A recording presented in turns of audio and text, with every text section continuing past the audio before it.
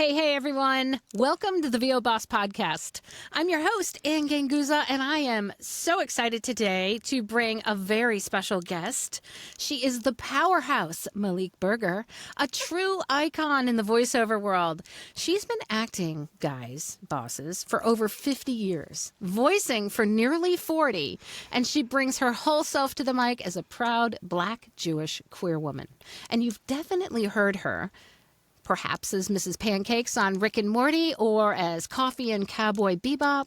She recently joined the Pokémon universe as Rhyme, one of the only Black female gym leaders in the franchise. Woohoo! I mean, the list is long. She is a One Voice Awards winner and multiple award nominee for both Sovas and One Voice. Her goal? I love this goal, is to keep cracking the glass ceiling of diversity and inclusion in VO as a director and producer of animation and commercial demos. Yes, go girl. As well as coaching and mentoring voiceover actors with her company of 16 years, Burgers Reels LA, and House of Burger, her 16-year-old biweekly workout group. Now she's also breaking into adult animation with Haunted Roots. And Melique, you are a real boss. I am just so excited to have you here today. Thank you, Anne. I'm excited to be here, and it takes one to know one. Oh, well, thank you for that. I love that. I love that. So it's funny because I am just so excited to talk to you. I don't even have a plan, Melique. So let's... You don't need one. Let's just chat about the industry. And, you know, you are so accomplished. And you've been in the industry for such a long time. And I feel like I've not been in it quite that long, but my goodness, I mean, you've seen things evolve over the years. Absolutely. How could you not? How do you feel about where it's headed today? Are you excited about the evolution of it? Are you worried about it? Not worried about anything. I'm very excited about the evolution because all we can do is evolve. Yeah. You know, you're not going to go back 20 years ago or 30 years ago or even 40 for that matter. I mean, we are in a new place. We are walking in new steps. And these are the steps that folks like me have been trying to do big enough so we can bring everybody with us. Yeah. You know, yeah. Amen to that. Amen to that. What would you say is maybe the biggest change that you're excited about in the industry? I think that there's much more opportunity when you see a breakdown that says diversity is a plus. We didn't have things like that. There's an old school story of an audition I had that said Black Sassy does have her GED. It's like you just wouldn't see things like that anymore. And I remember being in loop groups and there not being any people of color. You know, it's not like that anymore. Yeah, it is not like that, and it Amen shouldn't have been, but no, it was, right. And we grow, and that's what happens. Yeah. So I'm just glad that I've been here. I'm blessed to have been here for so long, and I'm not going anywhere. Yeah. Yeah, resilience. I'm telling you, I was like, it's on my arm. It's on my arm. Resilience, and you know, as a Black female, I mean, I've got that with you. You know, being a female in this industry, and of course, Black, queer, and Jewish. There's been a lot of challenges. I would assume throughout the years for you that you've had to really work through.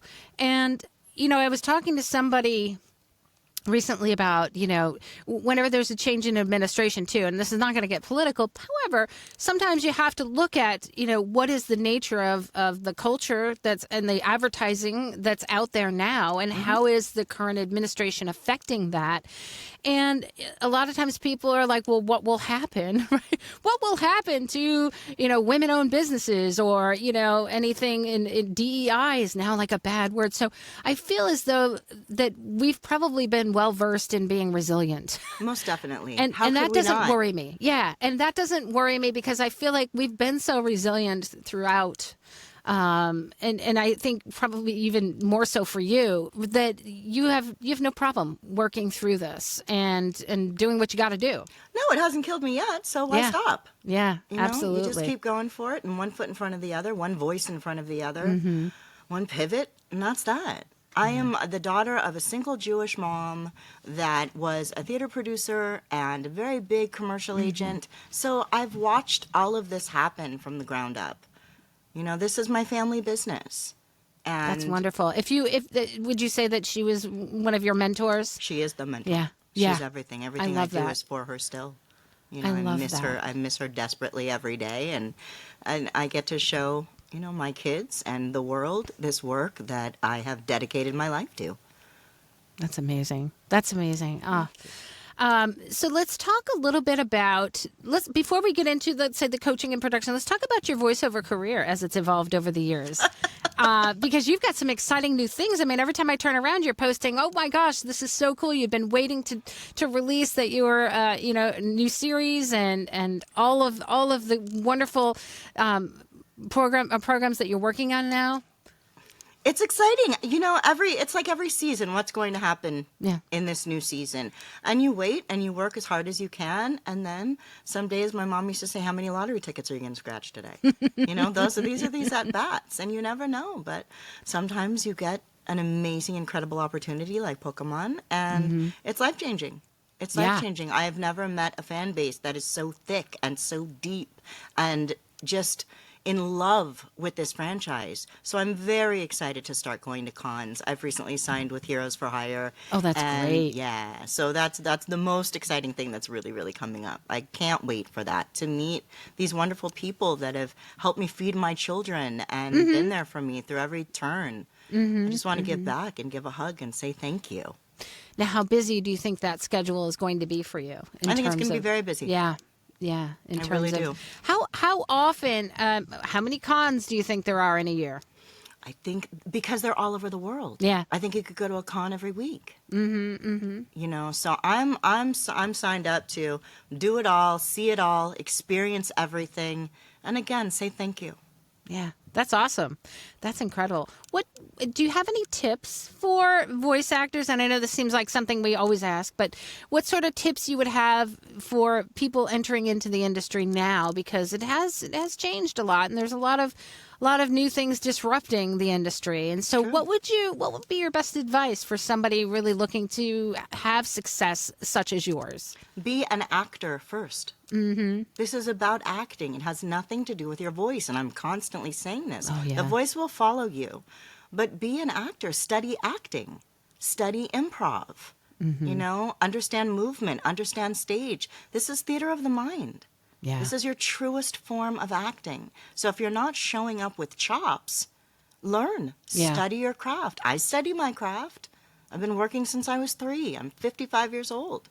But you always study your craft and build and build and then build more. So that's what I say. Find reputable people. Don't coach with someone that hasn't had a job in 20 years. Work with people that are working. My mom, again, would say work begets work. Yeah, it's a fact. Absolutely. So spread yourself. Be with people that are doing what you do, that love what you do, and that are successful in what you want to do. And I'm going to kind of piggyback on the acting thing, because a lot of times, a lot of things that I specialize in are, the long format narrations and commercial as well, but long format narration, where I think a lot of people don't really realize that you still need to be an actor. 100%. I think even more so sometimes, because you've got to engage the people that you're talking to for a much longer period of time. Very true. And I give it to you. I truly do. I give it to you. But that's something that people just don't understand. And I still don't get how this is a mystery that we are actors. I will never understand that. It's so hard when people, have such an interesting perception of what it is to be a voiceover artist or a voice actor. And they don't really think about, well, I just said the word actor, but no, it's not really about that. It's about, I can talk behind the mic. And the acting part of it, in my experience, Melique, and I would imagine it's the same for you, but most people need a whole lot more acting than they think they do. It's very true. Because you have to tell the truth about what you're talking about. Absolutely. And we didn't think about it. That's why I think sometimes voiceover can be more challenging, because it's not our script and we're not memorizing it. And I feel like if you're on stage or, and you might be memorizing your lines and then interacting off of another actor that's live with you, you don't have that luxury when you're behind the mic in your studio. Not at all. And all of the omitting with eyelashes and things and glances, stares, looks. Yeah. It doesn't come into play here. Yeah. This is your truest form of acting. people tend to forget about that sometimes when they have more words to read. And then it just becomes like, well, let me just read these words. And it's interesting because from a very young age, I mean, we've always read out loud. And that is, I think, what a lot of people assume is obviously what it is to voice act. And sometimes when you're in the middle of a script, you tend to just resort back to that reading aloud. Like you might start off okay with a scene, and maybe you know who you are and you know who you're talking to. But sometimes if you've got a lot of words in front of you, it's very easy to get out of that scene and then just revert back to let's read aloud. And that's where I think a lot of people will assume that, oh no, but I heard it this way. And that's, I think, one of my biggest problems that I heard it and it sounds like I want to do documentary narration. And I'm like, well, still, that's acting. That's absolutely not just reading. No. It really depends on the story that you're supporting. I mean, you're always supporting a story. You are. And there's that other part that if you don't really know what you're talking about, do as much research as you can. Make it real. Yeah. Make it real. Yeah. There's a lot of times. Yeah, there's a lot of times when there's words on the script when we're like, what? Exactly. What does that even mean? And those are the times when I'm like, well, that's the time when you really got to figure out. That's when your brain has to get really active and you really have to think about, well, what could that mean? Because somebody obviously knew what it meant because they were paid to write it. And they had a scene in their head, or they had a video that they were working with, or they had an idea. We just are not always privy to those things. As a matter of fact, most of the time we're not. Yeah. Most of the time we're not. Now, from a casting perspective, Melique, why do you think that is? Is that because people are busy? Casting directors are busy and they don't want to? It's none of our business. Okay. It's none of our business. Our job is to be actors. Okay. I say many times to people, you're an actor, act. That's what was said to me. Yeah. And it worked. I like that. I like that a lot and I also think too, it's like the project could be in many stages of development. There could not, maybe only a portion of it is developed, or a lot of times storyboards are like a luxury. If we get a storyboard, my gosh, a storyboard, a picture, they're not necessary. Right? They're not necessary. Know who you are. Yeah. Know who you're talking to and what's going on in the scene, and then block it as you should. So then let me ask you, if you have, let's say you're doing an animation audition, and typically you're given a series of lines, right? Sometimes if you're lucky, you'll get a photo or a picture of the character, maybe, or maybe a description of the character. But a lot of times you don't. And so what is your advice in terms of how to develop that character, which may or may not be what was intended by the writer, but could be something that you bring to life? I'm always going to bring myself first. I'm not going to change myself for a piece of copy. Okay. So that's the first thing. And trying to understand where I am when I'm having this conversation and why. Why am I talking? Why am I opening my mouth? I've done a lot of theater, and if you're not mentally blocking what's about to happen with you on the page, it's our job to bring these pages to life, to bring these words to life, and to bring them off the page. So if you're not blocking physically what's going on, that means that you're just sitting in no movement and saying words and reading words out loud. Again, that's not what this is about. This is about sitting movement. In no movement. Yeah, I love that. Movement is so important. I mean, because we move all the time. Like, if we were just watching ourselves on this video, like we're moving, no matter what we're doing, we're talking, we're moving, and it's so interesting because sometimes people will race into their studios, and then your eyes are directed to the page of words. Sure. And that's what you're doing. You're simply staring at the page of words and your mouth is moving, and that's it. Yeah. And so that makes it very difficult to bring any sort of movement to the scene, any sort of, I think, point of view or emotion. Totally. That, it's hard to, if you're standing still or you're just, staring into the words, it's really hard but you always got your face, right? It's really hard to bring emotion to it. And I think that might be, for me, when I'm teaching, long format narration, it's the most important thing. It can be very nuanced, but there's always a point of view, almost for every single word. Most definitely. And if you don't know what that point of view is, then you've simply glided over the word without one. And that makes it not very engaging for the listener. I would have to agree with that. Then it's just a read. Then it's just a read of the words. 100%. You got to put your body into it. You have to feel everything that's going on. So be it 500 cues or 5 cues. you still have to feel the words that you're saying.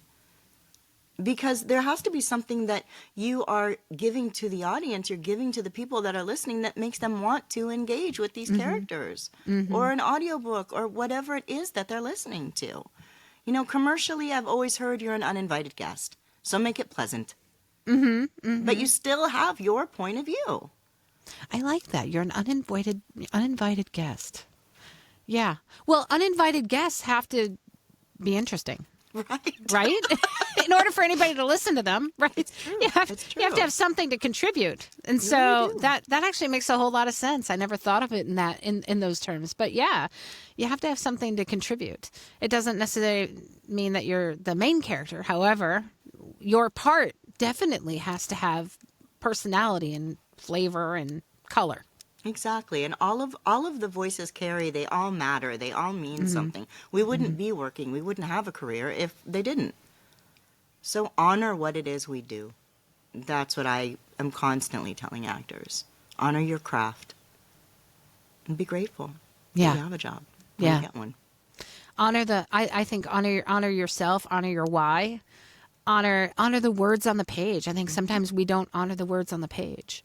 And we're quick to just dismiss them or kind of say, well, okay, I'm going to say it the way I feel. Like there's a melody in your head, Melique. And I've been asking people, I think that when we see words, there's always this innate, I can pretty much dictate how anybody's just going to read something if they just read it. There is a specific melody and I'll be like, here, I bet you, because I'll have my students record. And I said, okay, so if you didn't think about who you were and who you're talking about in your scene and how you're evolving, you probably read it like this. And then literally note for note, I will pretty much hit what they're going to do. There's got to be a scientific thing to that. Like, how is it that I'm able to reproduce that so easily? You know, it is very interesting. I think we read in a certain, melody. It's cadence. Yeah. It's always cadence. And I am a singer, and I see every piece of copy as a song. But it's because I'm actually putting my heart and my guts and my soul into the words. Hence, you will have a beautiful song. Right. Or an ugly song. And not just notes. Right? Because note notes would just be the words. Note. Exactly. It's like singers that do too many runs. Constantly a run. You know, just sing the song. Sing the song. I like that. Sing the song. Yeah. So let's talk a little bit about your animation career and your specialty, obviously, because you also produce and coach in animation.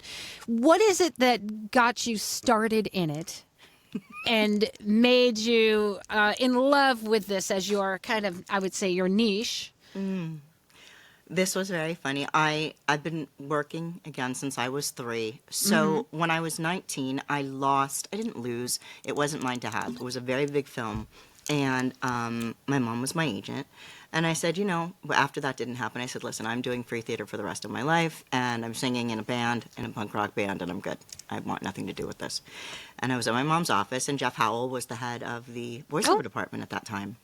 And he said, hey, can you do some partner reads with me? And I said, no. Angry 19-year-old punk rock Melique, no. And he's like, come on. Howell. Yeah, he's so nice. Really.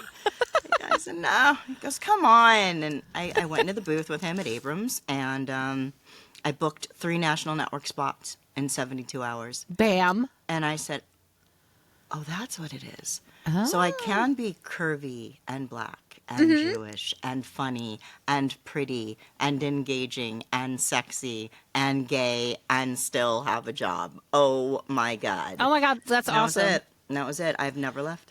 I've never left, and I have no need to. All of my wildest dreams have been taken care of, and I live through these beautiful characters every single day. That's amazing. So it was a fluke. It was a fluke, Anne.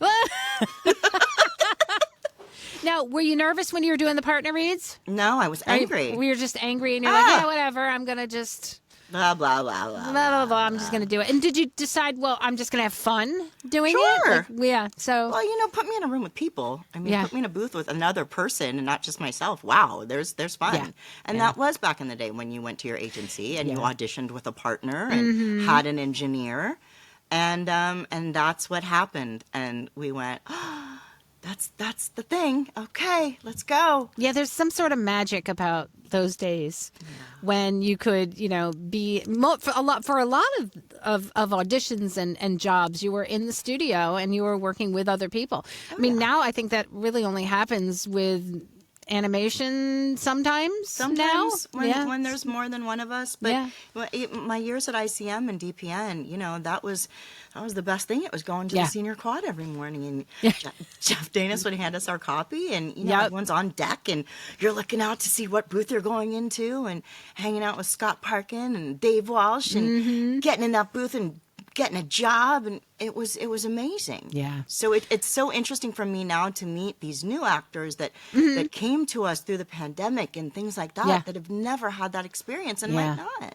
Yeah, Very exactly. interesting. Exactly. I mean, gosh, back in the day, I have been in the industry long enough to know what it was like to go to do the auditions, to drive to LA, and do, you know, it was a whole thing. I mean, the drive was, I could have, you know, lived without, but you know, but always seeing all your friends in the waiting room, and then kind of the excitement about being handed that script, which somehow changed. There you from go, the the original file. one. That was it. And changed again while you were in there, and that was always exciting. The knock on the door of the studio with the change. Love that. With the change, and then you had to be on your toes. And so in reality, today's voice actor, for the most part, if they're not necessarily going in and doing auditions, live auditions, they have a luxury of time. Oh, sure. And so for bosses out there who are new to this industry, I mean, you do have a luxury of time. I don't know why everybody feels like they've got to run into their studio and quickly get that. Yes, timing is of the essence with auditions. Get it in on time. But good Lord, you can spend 5 minutes doing a little bit of research and a little bit of thought in your head about what's the scene. And it would behoove you to do so. Exactly. Let's talk a little bit about casting and auditions. So you've done your fair share of casting all your life. What is probably one of the most important things that you can tell bosses about their auditions that would get them listened to and maybe shortlisted? Nonverbals are very important. Really putting yourself, we used to say your signature voice, that doesn't exist any longer. It's really just being yourself. And it's that pivot from line to line. Yes. You know, what is happening in between the words? Yes. Most important thing on the page. I love that. Yeah. There's always things happening. And it's interesting. I'll tell my students to think about when you watch a commercial, how quickly you can cut from one scene to the next. So even within the commas, within the periods, within between words, as you're saying, a scene can change. And how are you reacting to that? Right? Acting is reacting. That's it. Yeah. So absolutely. Always being kind of in the scene and understanding what's happening between the commas, the periods, the words, and reacting to it. Not just having a monologue. No. That's not what it's about. A monologue, because who wants to listen to a monologue? That's like your best friend who doesn't shut up and doesn't let you get a word in edgewise. That's it. I mean, really, then it's all about me, and my voice, right? You're giving too much voice. You're giving too much voice. I love that. I had a booth director that Stop would giving not, voice. You're giving so much voice. Stop. She would make me take off my cans. I'd be like, Melique, you're doing it again. What? You're making love to your voice. You're doing it. Take them off. I love it. So I love it. It's very interesting. You're making love to your voice. That's great. That's great. So stop with so much of the voice, everybody. Stop giving voice. Be an actor. Oh, yes. There's so many people who say, well, do I have what it takes? Do I have, can you talk to me and tell me if I have what it takes, if I have the voice? And what do you say to that, Melique? It's not about your voice. Yeah. It's the first thing I say. Yeah. And never if you about think your it voice. is, maybe try something else, because that's not what this is about. Are you an actor? How far are you willing to go? That's what that's about. How far are you willing to go? There's a good question. Explain that in a little more detail. I know that there are some actors. I studied a lot of Meisner and a lot of Stanislavski, and I know that some actors do not want to have to emotionally feel pain or think about things that they've been through in their past. My past is everything about my present work. Yeah. So I feel if I am not ripping out my spleen for a piece of copy, I'm not giving myself. That so makes a lot of sense. I don't have a problem walking into the Badlands. Sure. And remembering things Yeah. and having muscle memory, memory of scent, of touch, of taste. Listen, I'm going to do everything I can do to execute the finest audition that I can on a daily basis, several times a day. You know, that's so interesting. It brings me back to a thought of me. But when I was early on in my career and I was having problems, I was given a piece of copy about breast cancer. And I had just gone through it maybe about a year or so. And I was having such a problem, like connecting to it, but I didn't realize that I did. But the person that was listening to me, my coach was like, no, why? I don't understand. You've been through this. You should be able to connect to it. But what I didn't realize until about 8 years later, right, when it's still a journey that you continually go through, was that I was running the gamut of emotions. And, you know, if it was calling for, you know, some sort of caring empathy, I was actually really pissed off. And, you know, I was pissed off about a lot of things. I was pissed off at my body. Like, you know, I felt like my body had somehow turned against me. I felt like, you know, there was all sorts of things going through my brain, but I didn't realize it until, you know, years later. So I think it's important that, you know, as an actor, like, as you said, everything is, your whole life is you. It's in you're bringing that to Absolutely. the words, and you're bringing, your voice is everything. It's all of that. And if you can't really get in touch with that, then you're going to have problems, I think, really, connecting and emoting. And it was really a great lesson for me, because I realized, I didn't realize at the time that I was still negotiating all sorts of feelings about it. And so when somebody was saying, well, be warm, like, be compassionate, I'm like, no. I mean, I almost, that was a bleep for my editor there. No, because I'm pissed. I get it. When my mom passed away, it was very tragic. It was very sudden. It wasn't in the deal. That was not the deal. The deal was we were doing this forever. Yeah. And I looked at copy differently.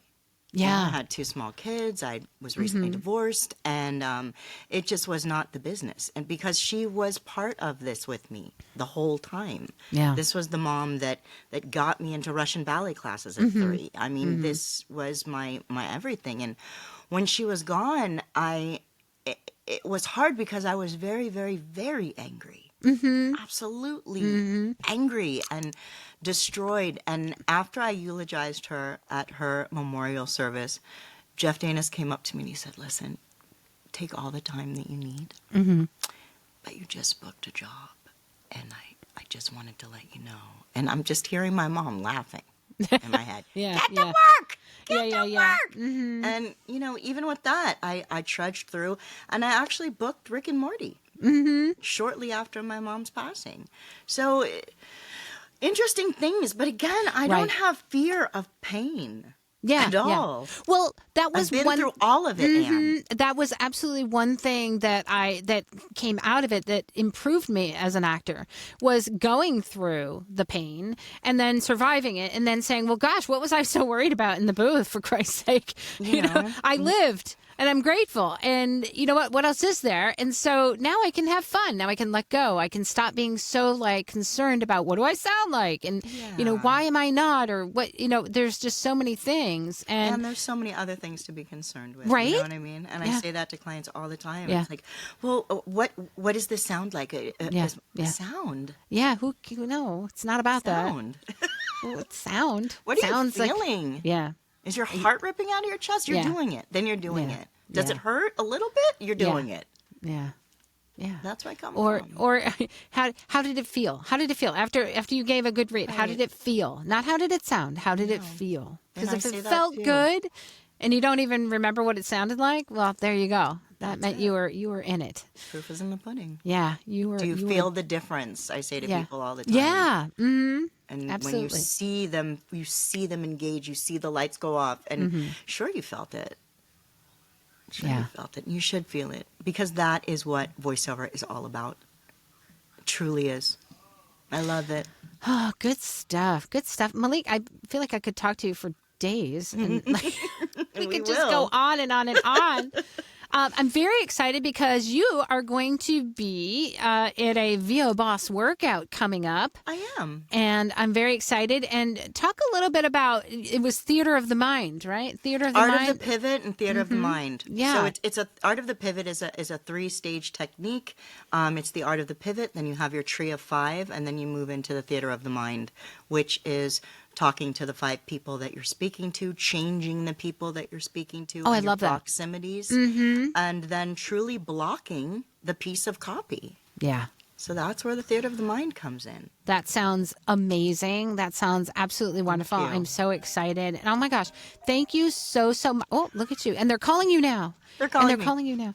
Thank you so much for spending time with us today. I am so very grateful for you, and I can't wait for our workout together and for all sorts of other wonderful collaborations coming up in the future. Of course, 100%. You're amazing. You are a So are boss. you. I just love you, Melique. Thank you. Thank you. I love you too.